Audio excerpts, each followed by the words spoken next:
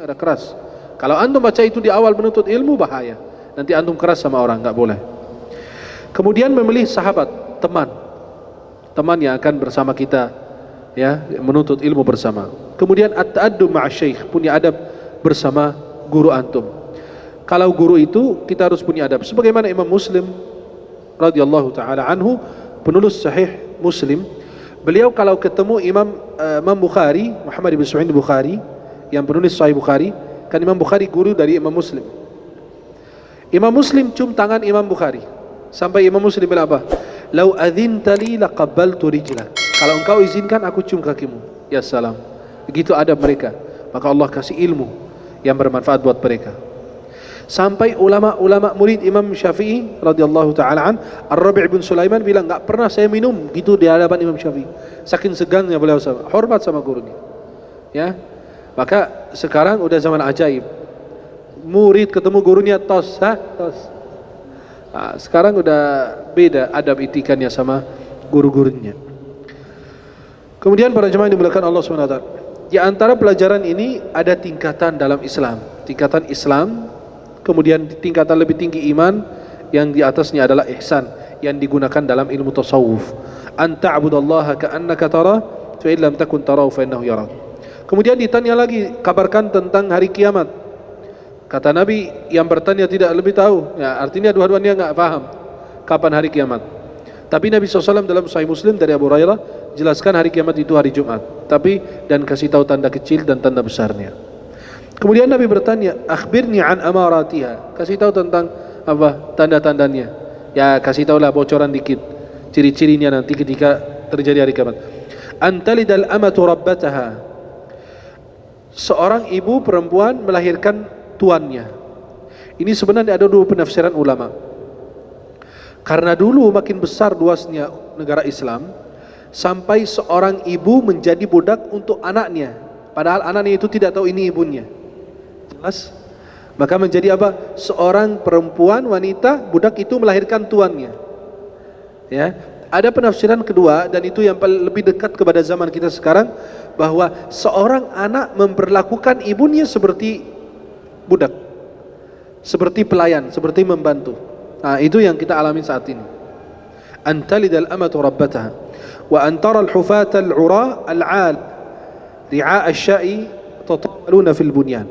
Engkau akan mendapati orang-orang yang tidak pakai alas kaki, yang telanjang dada, tidak beralas kaki, susah, miskin.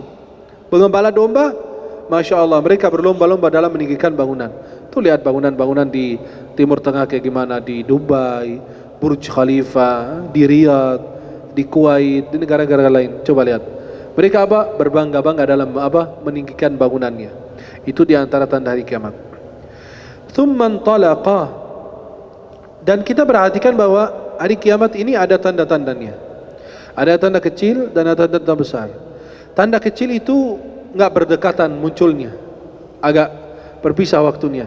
Bisa tahun ini satu, bisa 5 tahun lagi baru muncul satu lagi, dan seterusnya. Tapi kalau tanda besar itu seperti tasbih.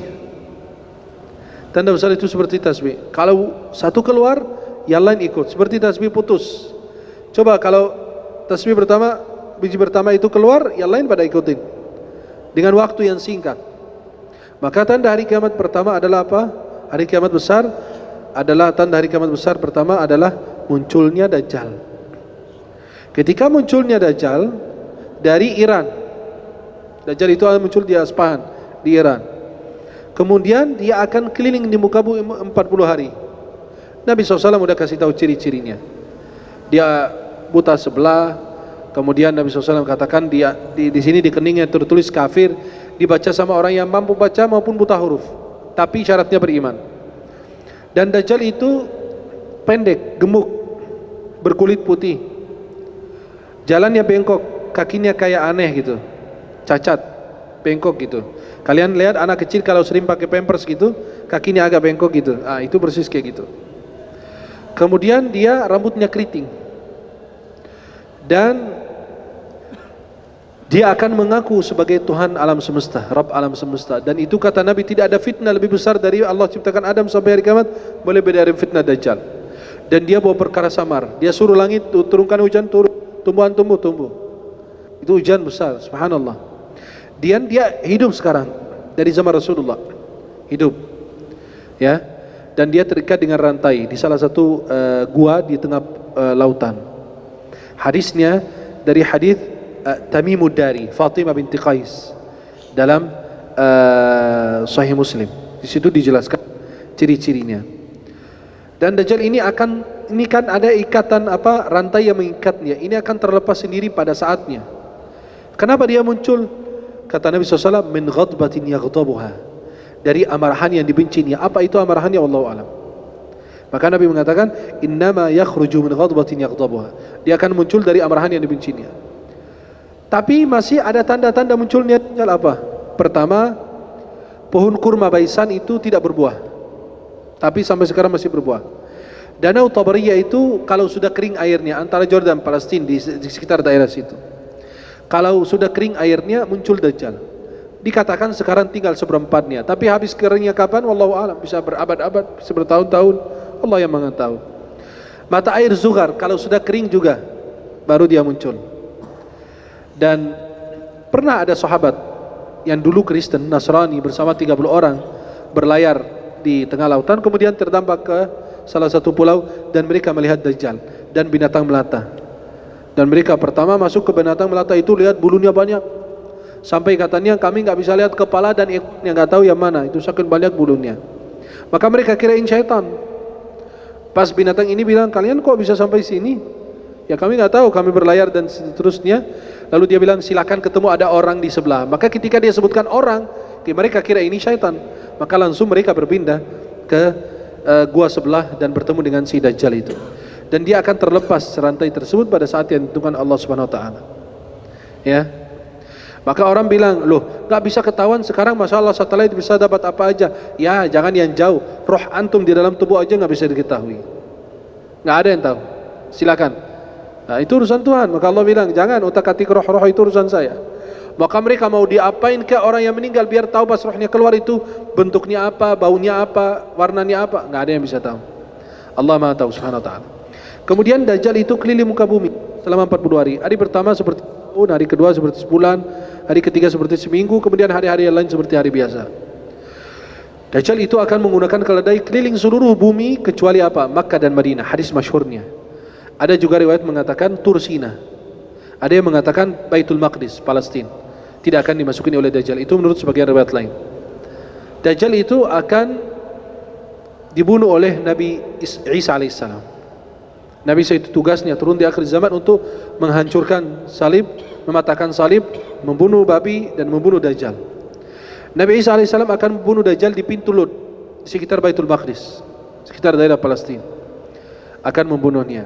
Habis itu sesudah si Ifrit itu mati, Dajjal, muncul Ifrit lagi, Yajuj Majuj. Tapi kata Allah apa? Wahai Isa, pada saat itu ada Imam Mahdi. Imam Mahdi kan ada, karena tanda hari kiamat kecil terakhir adalah munculnya Imam Mahdi. Dan akan tersebar beritanya, akan dikenal oleh banyak orang ketika beliau muncul di Makkah. Nah, nanti sesudah ada Imam Mahdi, terus muncul si Ifrit Dajjal, dibunuh sama Nabi Isa alaihissalam. Dan kalau kita bertemu dengan Dajjal, bacakan aja 10 ayat pertama surat Al-Kahfi atau 10 ayat terakhir. Hafal aja surat Al-Kahfi semua. Enggak berat juga. Cuma 110 ayat, sedikit, 2-3 jam hafal. Kalau kita benar-benar fokus gitu. Tapi kan sayang sekali pikiran kita kemana-mana, jadi gak bisa hafal. Ya, yang bisa hafal lagu. Nah, coba kalau diulang-ulang surat Al-Kahfi, insya Allah hafal. Insya Allah. Kalau tidak, nggak rugi. Kalau nggak hafal juga nggak rugi, dapat pahala baca. Ya, beda dengan proyek-proyek dunia. Kalau ada yang punya usaha, ada untung, ada ruginya. Antum nggak ada ruginya baca Quran. Mencoba untuk menghafal. Kalau hafal, alhamdulillah. Kalau nggak hafal, setiap ayat dapat pahala, setiap huruf dapat pahala. Subhanallah. Itulah kenikmatan kita bersama Allah Subhanahu Wa Taala. Pada saat itu muncul si Yajuj Majuj. Ketika Yajuj Majuj itu dua bangsa. Yajuj Majuj itu bukan satu orang atau dua orang, satu bangsa. Dan ceritanya di dalam surat Al-Kahfi juga bersama Dzulqarnain, raja yang saleh. Dzulqarnain itu bukan Iskandar Makduni, bukan Iskandar. Bukan Iskandar Iskandaria, bukan. Itu raja saleh. Iskandar itu kafir. beda. Dan itu ada dinding atau tembok yang dibangun oleh Raja Dzulqarnain. Saya udah upload di YouTube tentang pembahasan tentang masalah Ya'juj Ma'juj ini secara tuntas mungkin. Dan di situ ada dinding tembok yang sekarang orang mengaku tembok Cina, itu salah. Karena ini tembok yang dibangun oleh Dzulqarnain itu antara dua gunung. Kalau tembok Cina di atas gunung, ya. Dan tembok Cina bisa dinaiki oleh orang. Orang bisa mendaiki itu tembok Cina, ya. Kalau antum bisa mendaikinya, berarti bisa lihat di Ya'juj Ma'juj dong. Tapi kalau tembok yang dibangun oleh Raja Dzulqarnain itu, tembok yang di belakangnya ada Ya'juj Ma'juj. Satu mati lahir 1000. Maka subhanallah, itu ciptaan mereka besar. Ada yang sampai bilang mereka itu telinganya gede, besar, sampai satu jadi bantal, satu jadi selimut. Itu enggak ada. Itu mereka ciptaannya seperti manusia biasa, tapi mereka memang manusia yang merusakkan di muka bumi. Akhirnya pada saat itu akan muncul, Allah bilang apa? Wahai Isa, kamu enggak mampu mengalahkan mereka ini, biarkan saya ngurus. Allah kirimkan ulat ke leher mereka, makan leher mereka, dan mereka mati di waktu yang sama, seperti matinya satu orang. Pada saat itu mereka akan melakukan kerusakan. Mereka akan membunuh banyak orang-orang di muka bumi. Lalu mereka akan mengarahkan panahnya ke arah langit. Allah Subhanahu wa taala memberikan apa? Kembalikan panah itu, tapi ada bekas darah. Apa kata Ya'juj Ma'juj? Kami sudah bunuh orang yang di bumi dan kami sudah kalahkan orang di langit. Wah, kurang ajar. Ya. Akhirnya mereka akan dimusnahkan oleh Allah Subhanahu wa taala. Kemudian Nabi Isa alaihissalam, Allah katakan hariz ibadil at-tur. Ayo Allah pasukan Islam ini, orang beriman ini ke Bukit Tur atau tempat-tempat yang Allah perintahkan Nabi Isa alaihissalam.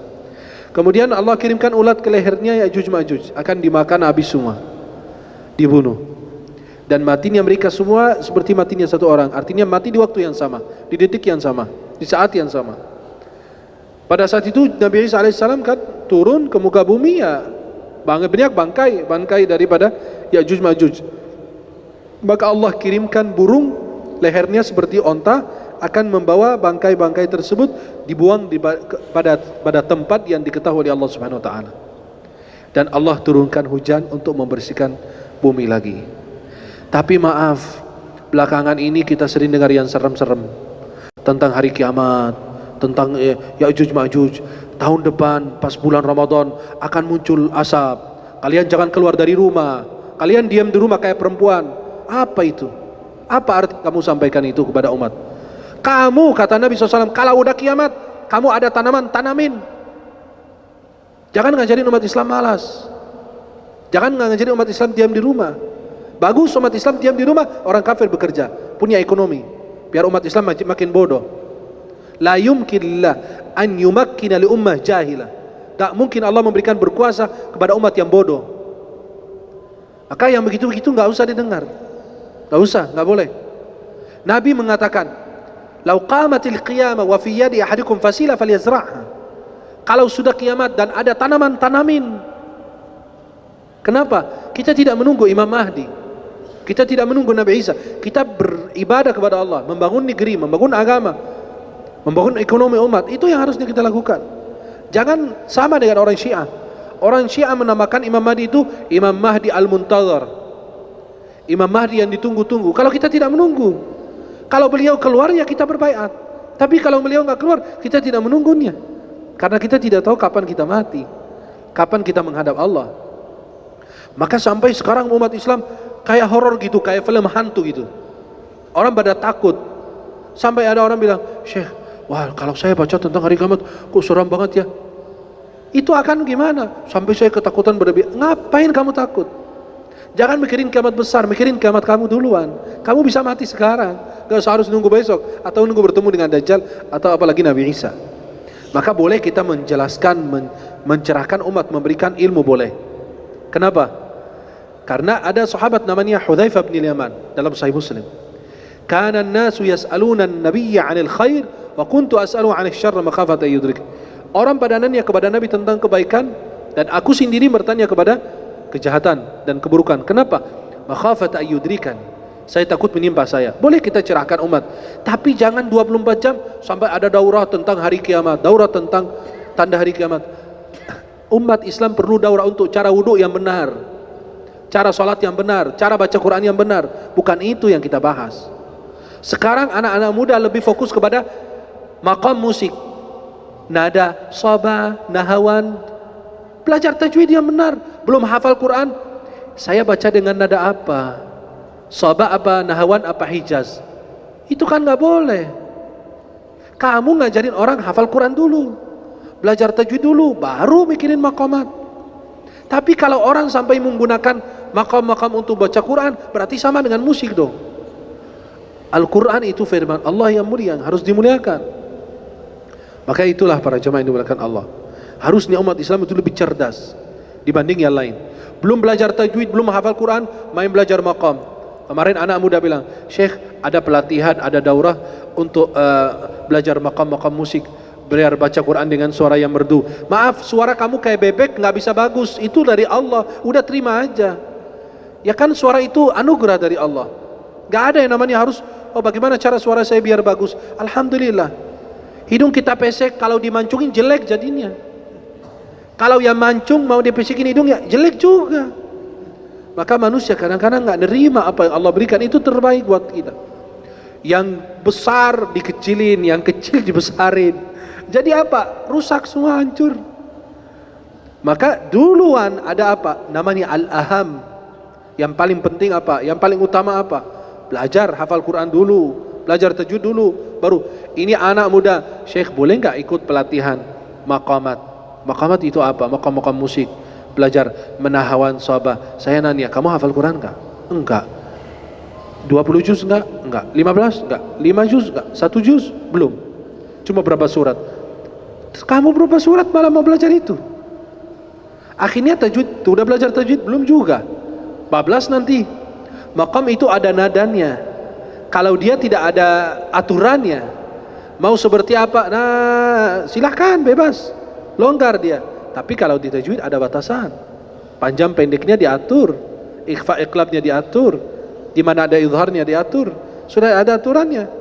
Contoh, kalau saya baca was-samaa'i wat-tariq, itu berlebihan. Karena Islam sudah ngatur, tajwid sudah ngatur. Was-samaa'i wat-tariq, sudah diatur tajwidnya.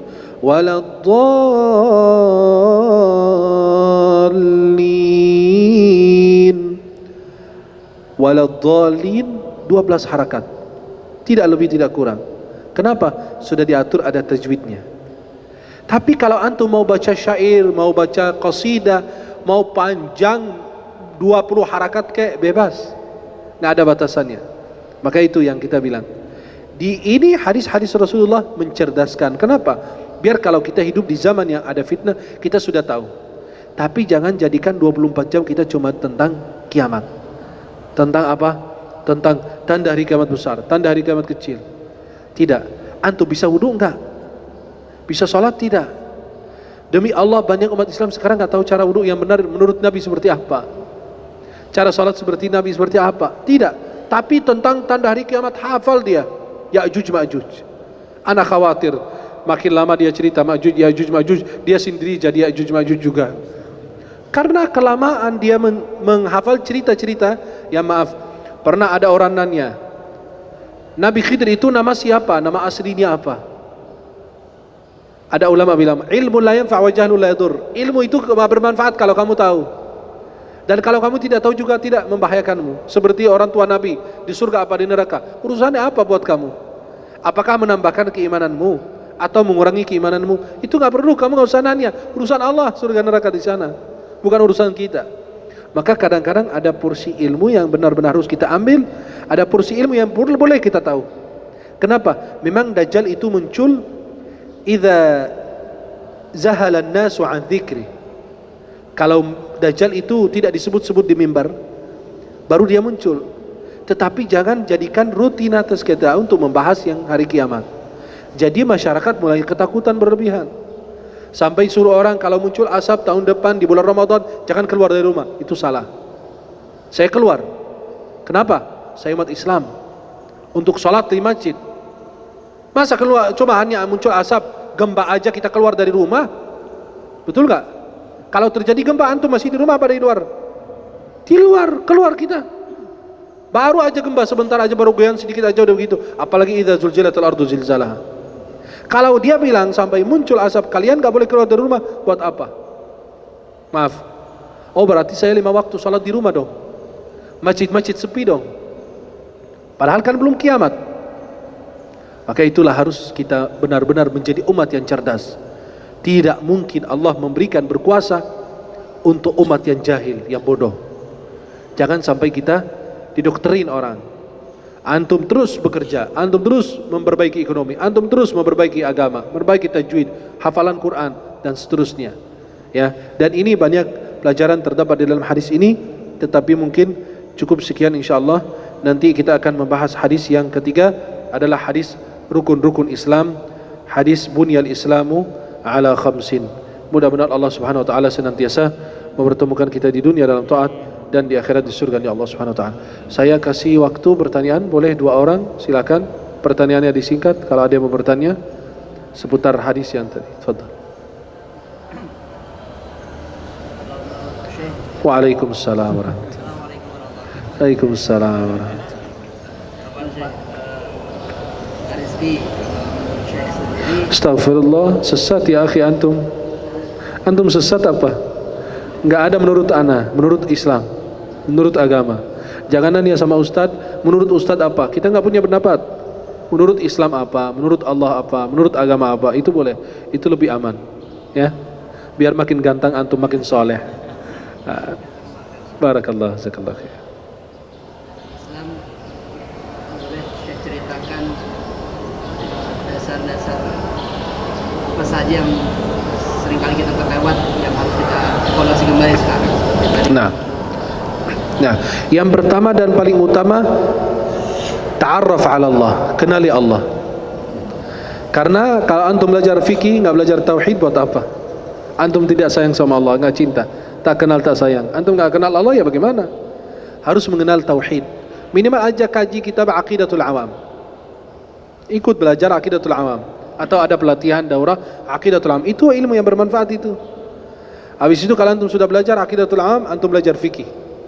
Karena kebutuhan sehari-hari. Apa wudunya, sholatnya, puasanya. Seperti jamaah umrah, mau berangkat umrah dulu apa? Manasik dulu, latihan dulu. Cuma apa? Melatih. Biar nanti ketika mengerjakan praktik di sana tidak terjadi kesalahan. Terjadi kesalahan mungkin. Ada yang terlewat, ada yang apa. Tetapi minimal antum sudah punya ilmunya. Kalau antum seandainya lagi rakaat kedua harusnya duduk tasyahud, kan? Tasyahud pertama, tiba-tiba antum sudah tegak berdiri, balik lagi. Kalau antum tahu batal sholat, karena dari rukun kembali ke sunnah. Tapi kalau seandainya antum, saya waktu pernah saya salah, lupa maksud saya dalam sholat, rakaat kedua yang harusnya saya duduk untuk tasyahud, saya berdiri lagi. Jamaah di belakang, subhanallah, subhanallah gitu. Semua pada teriak, anak udah berdiri kan, udah tegak berdiri. Akhirnya subhanallah, subhanallah, saya diamin aja, saya cuekin, kacangin semua. Karena mereka nggak paham. Kalau anak balik lagi, udah batal sholat, ulang lagi dari awal. Akhirnya gimana? Saya terusin, mereka ikutin karena imamnya kok di subhanallah nggak mau dengar sih, nentang banget. Tapi saya terusin sholat, saya selesai, saya sujud sahwi sebelum salam. Kenapa? Karena itu kekurangan dalam sholat. Kata Imam Malik dalam kitab Muwatta. Maka selepas sholat saya langsung berdiri, takut ada jamaah yang bubar. Saya sampaikan bahwa kalau imam sudah, kalau antum lagi sholat, lu udah tegak berdiri, antum jangan kembali lagi, karena itu dari rukun ke sunnah, dari yang tinggi ke rendah, jadi apa? Jadi batal sholat. Maka terusin, tinggal sujud sahwi sebelum salam. Maka itu yang perlu tauhid. Kemudian yang kedua adalah fikih yang antum butuhkan sehari-hari. Kemudian habis itu belajar hadis, kemudian belajar sirah Rasulullah Muhammad SAW, dan khususnya Quran dan tajwid itu harus diperhatikan. Khususnya surat-surat yang wajib antum baca, seperti surat Al-Fatihah, wajib diperbaiki tajwidnya. Wallahu a'lam bishawab. Barakallahu fiik. Silakan pertanyaan kedua. Fadhal. Waalaikumsalam.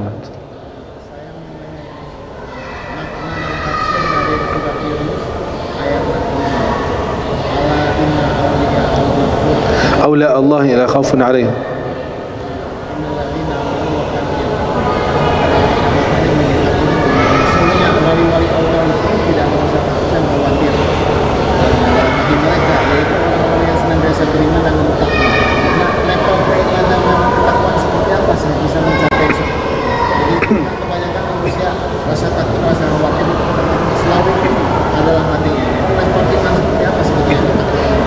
Level mereka ini sudah mencapai maqam ihsan. Kan dia sudah Islam, naik lagi menjadi mukmin, naik lagi menjadi muhsin, ihsan. Merasa diawasi oleh Allah, dilihat oleh Allah. Maka Al-Quran itu namanya ada dua macam tafsir. Ada tafsir bil ma'thur, ada tafsir bil ra'i. Tafsir bil ma'thur itu ayat Quran ditafsir oleh ayat yang lain atau ditafsirkan oleh hadis Rasulullah. Artinya apa? Ayat Quran ini dijelaskan oleh ayat yang lain, artinya nyambung artinya. Atau ayat ini dijelaskan oleh hadis Rasulullah. Maka dalam penjelasan ini kembali ke surat Fussilat lagi. Apa? Innal ladzina qalu rabbuna Allah thumma istaqamu. Sesungguhnya mereka yang mengatakan Allah sebagai Rabb kami, kemudian mereka istiqamah. Dalam hadis Nabi, qul amantu billahi thumma istaqim.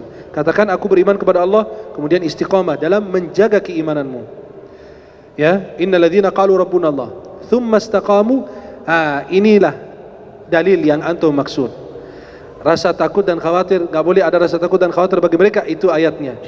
Tatanazzalu alaihimul malaika. Di akhir hayat mereka, malaikat akan turun di akhir hidup mereka. Alla takhafu, jangan kalian takut. Wala tahzanu, jangan bersedih. Wa abshiru bil jannati allati kuntum tu'adun. Kami sampaikan kabar gembira bahwa Allah menjanjikan surga yang sudah dijanjikan Allah. Itu diketahui kapan? Ketika ruhnya keluar. Ya ayyatuhan nafsul mutmainnah irji'i ila rabbika radiyatan mardiyah.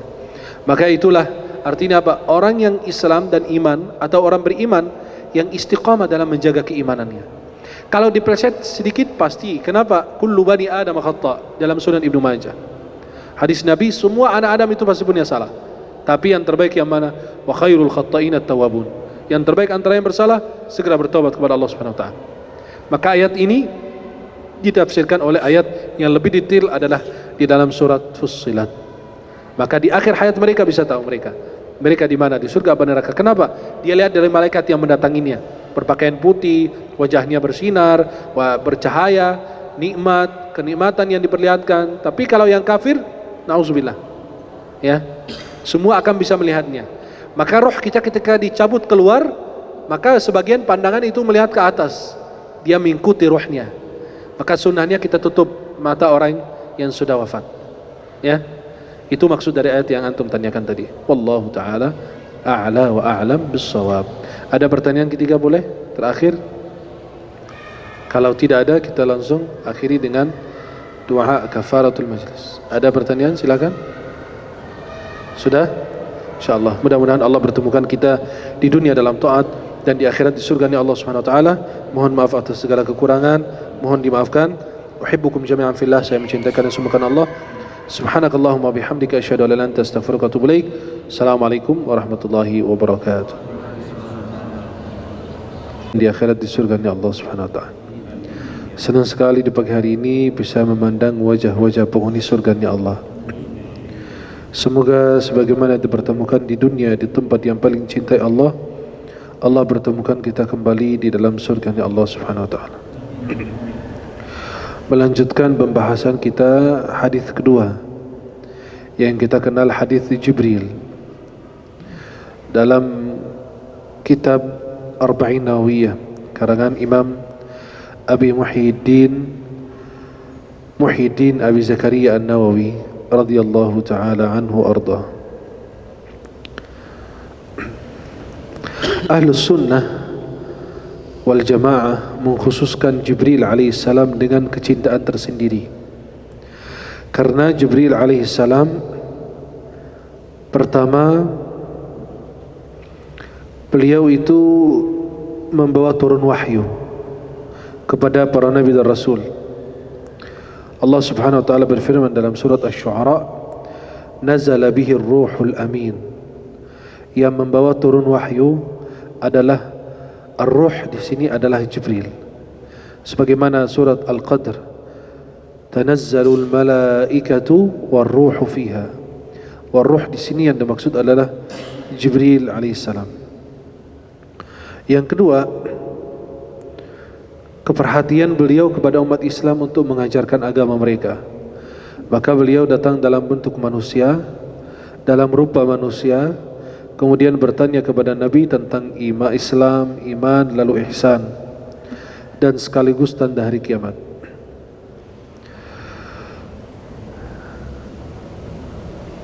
Para jemaah yang dimuliakan Allah, Rasulullah SAW dengan kedudukan yang mulia yang dimiliki oleh Rasulullah, akan tetapi Nabi tidak mengetahui yang gaib.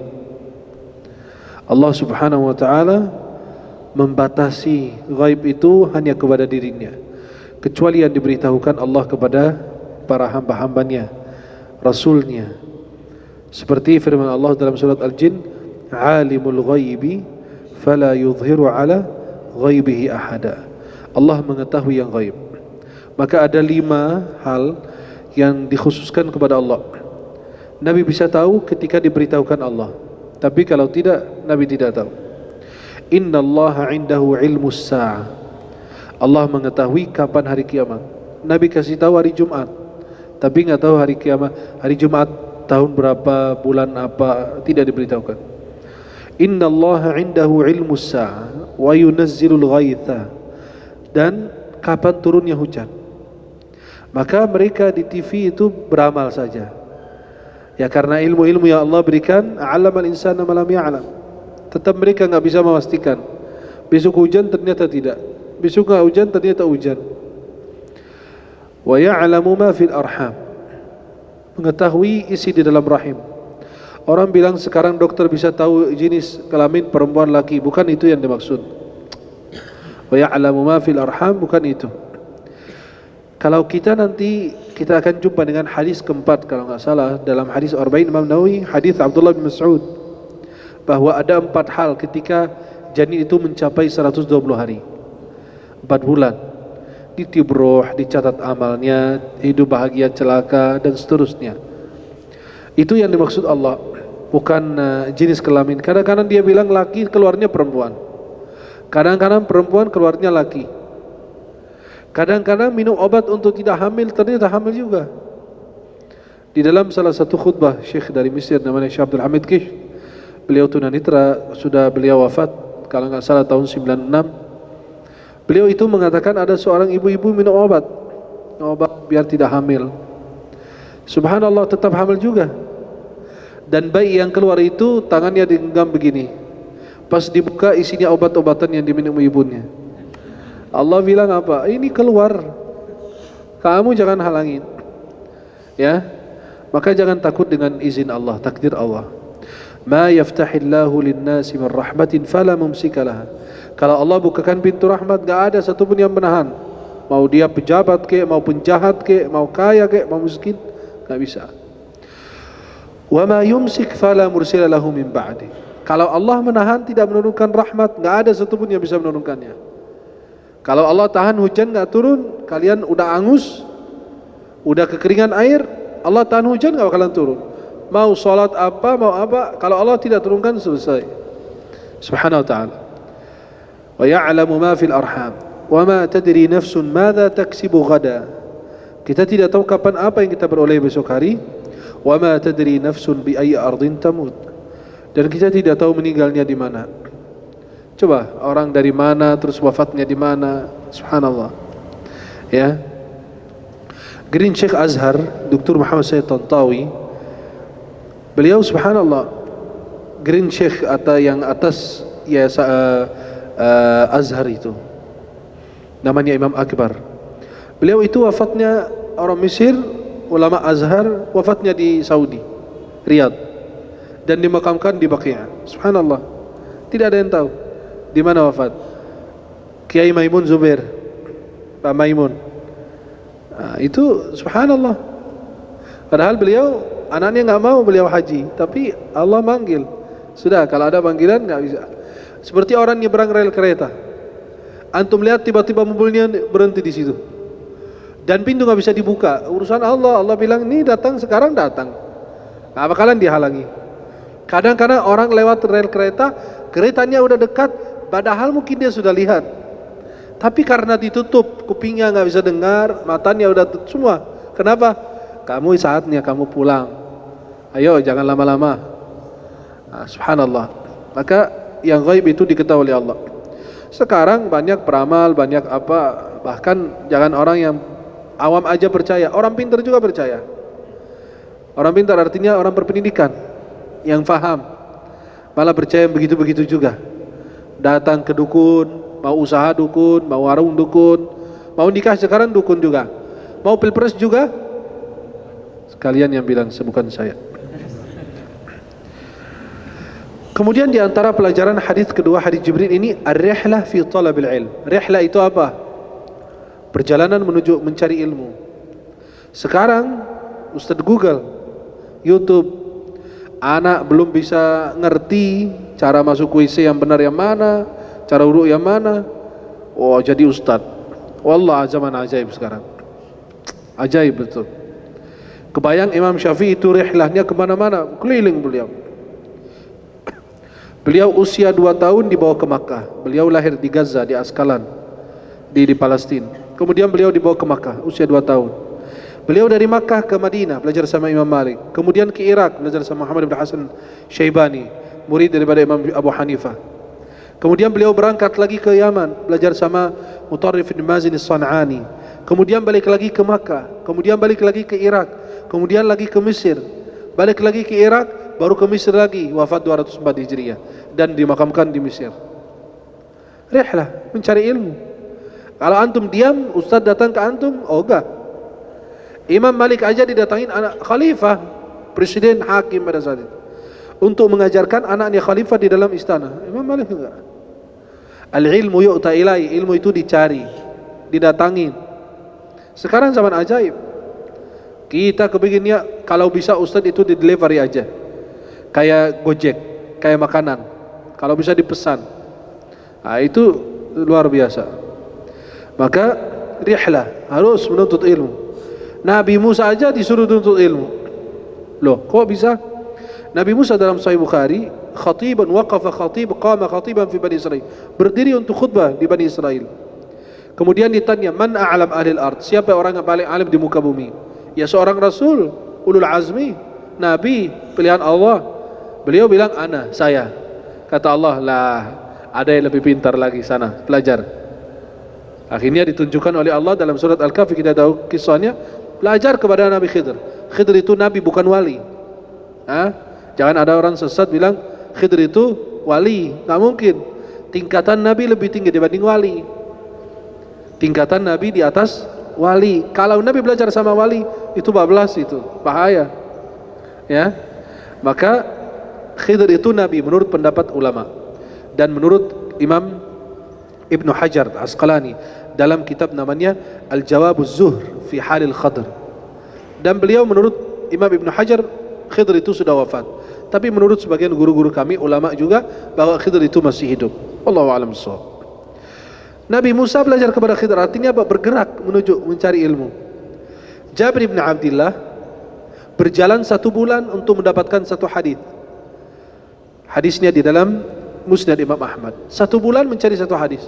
Sekarang antum bisa 5 detik aja bisa tahu ribuan hadis. Dari handphone, dari Google, dari apa, cepat sekarang. Maka seorang penuntut ilmu itu wajib rihlah, bergerak mencari ulama. Gak bisa antum diam, ulama yang datang terus, tidak. Sekali-sekali harus keluar. Ya. Dan harus hafal Quran. Karena sumber syahwat pertama Quran. Maka kalau nggak hafal Quran, nggak diakui keilmuannya. Disebut mubaligh, da'i, ya, tapi nggak disebut ulama, bukan levelnya. Maka kalau fatwa dia nggak berani, nggak boleh. Kenapa? Bukan level kamu. Ada keahliannya. Ada keahlian ahli, namanya disebut mufassirin, ahli tafsir, usuliyin, ahli usul fikih, fuqaha, ahli fikih, kemudian nahawiyin, ahli nahwu saraf, kemudian udaba dan seterusnya. Ada bidangnya masing-masing.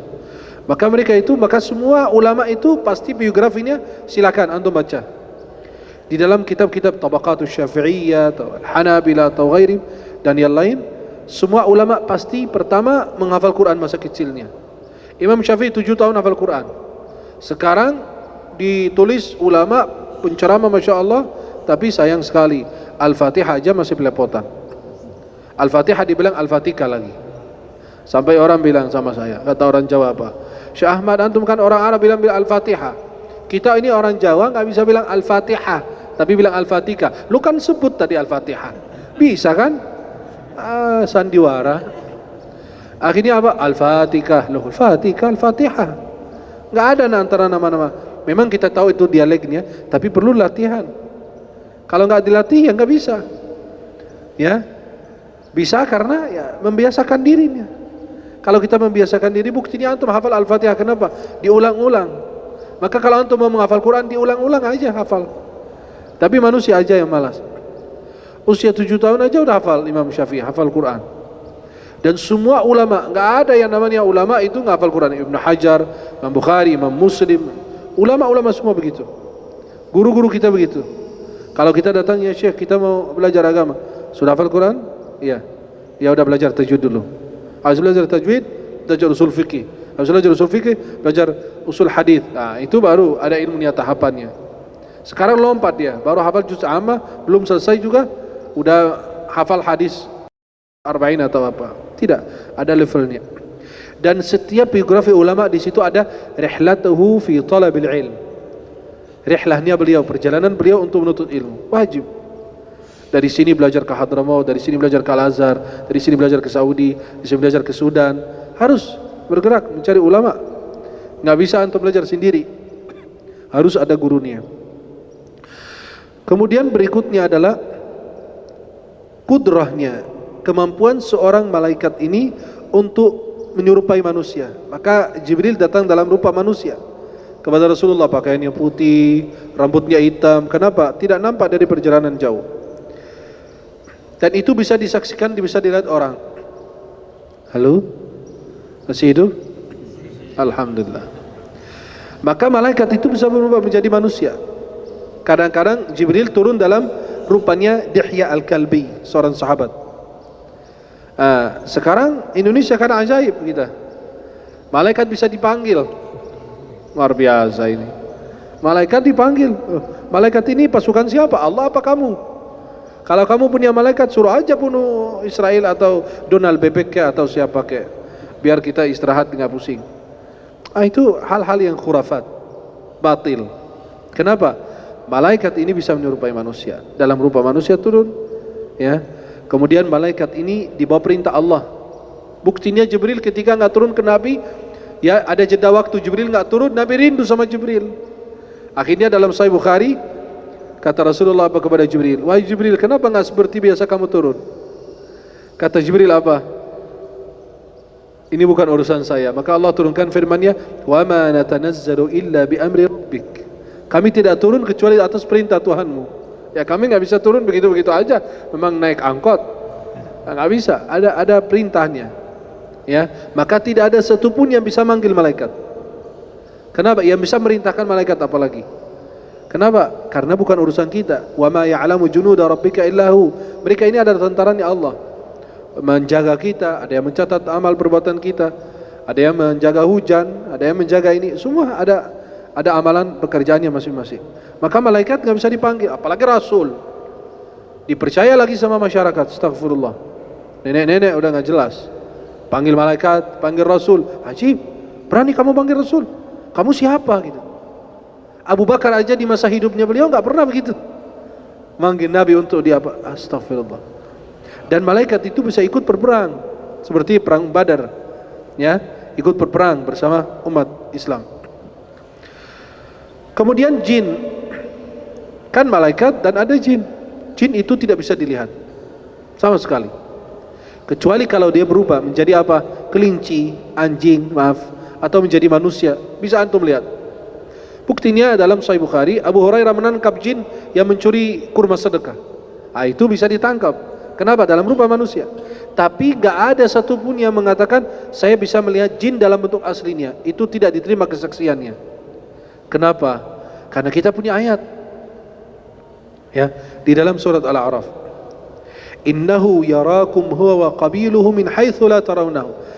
Jin atau syaitan itu dapat melihat kalian dari satu tempat yang kalian tidak dapat melihatnya. Maka disebut makhluk halus, enggak nampak, enggak kelihatan.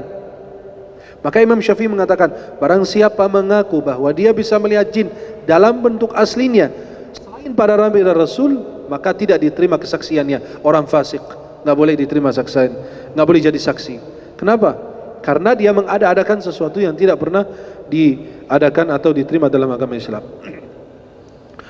Kita ini sebagai penuntut ilmu, kita ada adabnya, ada etikannya. Yang pertama, niat yang benar, niat yang murni, meluruskan niat. Antum di sini buat apa? Belajar apa? Mau dipanggil ulama? Nanti di dunia dapat, di akhirat nggak ada apa-apa. Maka dalam Sahih Muslim dari Abu Hurairah, 3 orang pertama masuk neraka, nauzubillah. Ulama, qari, mujahid. 3 tingkatan yang paling tinggi dalam Islam. Antum di sini santri-santri Az-Zikra ini buat apa ke sini? Harus ditanya satu-satu. Harus ditanya kalau bisa sama gurunya. Kamu ke sini ngapain? Mau jadi apa kamu? Saya mau jadi dai. Untuk dipanggil ustaz, dipanggil kiai, dipanggil apa? Al-Mukarram, Al-Muhtaram, yang mulia, yang laut ilmu, yang laut apa? Kamu ke sini buat apa? Kalau cari riya, jangan, pulang sana. Tapi kalau kamu ke sini karena Allah ingin benar-benar menjunjukkan tinggi la ilaha illallah Muhammad Rasulullah, menyampaikan agama Allah, silakan, itulah bagus. Dan harus kita berbaharui niat terus. Dulu diceritakan Habib Hasan Asy-Syatiri, kakak daripada Habib Salim Asy-Syatiri yang belum lama wafat di Hadramaut. Beliau itu kalau sudah pakai jubah, sudah rapi, udah mau pergi acara, tiba-tiba niatnya berubah. Beliau mau pergi itu karena pujian atau karena apa? Berubah niatnya aja, belum keluar di rumah. Beliau langsung lepas pakaian duduk, nggak jadi berangkat. Kenapa? Buat apa beliau pergi kalau sia-sia amalnya? Buat apa antum salat malam kalau sia-sia amal antum? Salat malam tiba-tiba update status lagi fotonya tengah malam. Alhamdulillah baru selesai tahajud. Buat apa itu? Ya. Maka yang pertama itu harus niat ikhlas. Dan diterima amal kita karena 2 syarat, kata Imam Ibnu Katsir dalam tafsir surat Al-Kahfi. فَمَنْ كَانَ يَرْجُو لِقَاءَ رَبِّهِ فَلْيَعْمَلْ عَمَلًا صَالِحًا وَلَا يُشْرِكْ بِعِبَادَةِ رَبِّهِ أَحَدًا. Kata Imam Ibnu Katsir, liqabuli al-amali syartan. Amal antum diterima 2 syarat. Pertama, ikhlas semata-mata karena Allah. Yang kedua, mutaba'atul Rasul, mengikuti Rasulullah SAW. Kemudian yang kedua, sabar. Antum menuntut ilmu itu perlu sabar. Kita benar-benar kadang-kadang mau nangis itu kalau lihat. Ngaji sampai udah capek lelah, dihajar lagi. Ayo terusin ini lagi. Ini belum selesai. Hafal ini, baca ini, tulis ini. Perlu sabar. Gak bisa sehari 2 semalam. Gak ada yang namanya ustadz itu ngambil buku hadis Sahih Bukhari, dibakar, masukin di gelas air, dikocok, minum, pintar nanti kamu. Nah, itu gak ada. Kalau ada begitu, alhamdulillah, saya bisa bakar buku-buku yang saya punya semua. Saya minum itu airnya. Tapi gak bisa, dan perlu sabar. Maka seorang syair mengatakan apa? La tahsabanna al-majda tamran anta akiluhu. Jangan kira kesuksesan, keberhasilan itu apa? Kurma manis kau makan. Lan tablugha al-majda hatta tal'aqa as-sabra. Engkau tidak meraih kesuksesan, keberhasilan kecuali kalau engkau merasakan pahitnya sabar. Harus menderita dulu, baru. Dan di dunia ini kita diuji dulu baru dikasih pelajaran. Beda dengan sekolah, belajar dulu baru dikasih ujian. Itu beda. Orang kalau di sekolah dikasih apa? Pelajaran dulu baru diuji. Antum di dunia beda. Antum diuji dulu baru dapat pelajaran. Kemudian disebutkan juga as-sabru dawaun mur. Sabar itu obat yang pahit. Bisa jadi kebanyakan umum obat yang pahit itu kesembuhannya lebih cepat. Tapi obat yang manis itu pas dikasih obat sama dokter, dok ini sirup ya, iya, manis enggak? Kalau manis itu ambil air, kasih gula, minum, itu manis. Minum es teh manis, minum jus itu manis. Ini obat. Obat itu biasanya pahit. Kebanyakan begitu. Ya. Sampai madu Az-Zikra juga pahit. Maka subhanallah, minum obat, insyaallah menjadi kesembuhan. Itulah sabar. Kemudian yang ketiga, mengamalkan ilmu. Karena buah daripada ilmu diamalkan. Jangan engkau menyerupai orang-orang Yahudi. Ya, mereka beramal, mereka ini faman alima walam ya'mal faqad syabahal yahud. Barang siapa ya berilmu lalu dia tidak mengamalkan, sama dengan orang Yahudi, ghairul maghdubi alaihim. Kemudian yang kedua adalah man amila bila ilm faqad ashbahan nasara ad-dallun. Maghdubi alaihim, mereka yang dimurka adalah Yahudi. Ya, punya ilmu tapi enggak diamalkan. Nasrani enggak punya ilmu tapi mengada-adakan. Seperti rahbaniyah, ruhban, rahib. Wa rahbaniyatan ibtada'uha ma katabnaha alaihim. Mereka mengadakan apa? Orang-orang yang menyendiri gitu, enggak nikah, udah di tempat ibadah, maka itu enggak ada. Wa rahbaniyatan ibtada'uha ma katabnaha alaihim. Kemudian yang keempat, merasa diawasi oleh Allah Subhanahu wa taala. Gerak-gerik antum itu diawasi oleh Allah Subhanahu wa taala. Dan antum menuju kepada Allah dengan dua sifat. Al-khauf, takut, war-raja, harap, berharapan. Antum berharap dan takut kepada Allah. Maka itu seperti dua sayapnya burung. Itu dia terbang dengan dua sayap. Antum juga menuju Allah dengan dua sayap itu. Takut dan berharap. Seperti apa? Alhamdulillahi Rabbil Alamin. Ya. Ar-Rahmanir Rahim, Malik Yaumiddin. Alhamdulillahi Rabbil Alamin, ini apa? Ini sifat kita takut. Kenapa? Allah Rabb alam semesta. Ar-Rahmanir Rahim, Maha Pengasih Maha Penyayang. Malik Yaumiddin, Allah pemilik hari pembalasan. Iyyaka na'budu wa iyyaka nasta'in. Allah pemilik hari pembalasan apa? Menakutkan kita, hati-hati. Ya. Ini apa? Allah yang mengatur. Dan kita punya harapan, kenapa? Ar-Rahmanir Rahim. Punya sifat Maha Pengasih dan Maha Penyayang Subhanahu wa taala. Manfaatkan waktu antum. Waktu antum itu dimanfaatkan. Maka Syekh Abdul Fattah Abu Ghuddah menulis kitab satu jilid namanya tentang waktu menurut para ulama. Pemanfaatan waktu menurut para ulama. Ya. Dan beliau menceritakan kisah-kisah ulama yang betul-betul memanfaatkan waktu. Sampai di salah satu kitab lain diceritakan oleh salah satu ulama dari Mesir, menulis satu jilid tentang harganya waktu. Ya. Beliau mengatakan ada seorang ahli hadis enggak punya waktu untuk makan. Beliau sambil menulis hadis disuapin sama kakaknya. Sekarang Masya Allah, ya, itu lihat, begitu ulama tidak benar-benar mensia-siakan waktu. Maka Allah ingatkan waktu, Allah bersumpah dengan waktu. Dari waktu fajar Allah bilang wal fajri. Allah ingatkan waktu fajar itu berharga. Allah ingatkan lagi wadduha, berharga juga. Kemudian wal asri, berharga lagi. Wal laili, berharga lagi. Subhanallah. Artinya apa? Setiap saat, setiap detik itu berharga. Maka dalam Sahih Bukhari dari Ibnu Abbas, Rasulullah SAW bersabda, ni'matani maghbunun fihima katsiru minan nas. Ada dua nikmat sering dilalaikan manusia. Pertama, nikmat sehat. Kalau udah sehat, ya dia lupa sama Allah. Kalau udah sakit baru. Wal faragh, waktu luang, waktu kosong kita ini enggak diisi dengan hal-hal yang bermanfaat. Jangan di antara adab seorang menuntut ilmu, jangan mencari khilaf para ulama. Jangan baca-baca kitab khilaf. Karena Anda ini masih, kalau sudah matang ilmunya baru boleh. Dulu kita SMP, SD, SMP, SMA, kita belajar mazhab Syafi'i. Ketika kita masuk kuliah, belajar lebih dari 4 mazhab. Kenapa? Biar matang dulu satu mazhab dulu, ilmunya udah bagus, baru boleh baca. Jangan, kenapa? Masih muda, masih gagah, SMP, SMA, baca kitab khilaf para ulama, jadi menuduh ulama. Gampang menuduh orang, itu enggak boleh. Orang makin banyak ilmu, makin berkurang mengkritiki orang. Ya. Dan harus hati-hati, seperti kitab Bidayatul Mujtahid, diterjemahkan bahasa Indonesia dalam 2 jilid, bahasa Arabnya 1 jilid. Itu kan khilaf para ulama, enggak boleh baca. Kenapa? Apalagi kitab Al-Muhalla Imam Ibn Hazm. Imam Ibn Hazm itu keras sama ulama.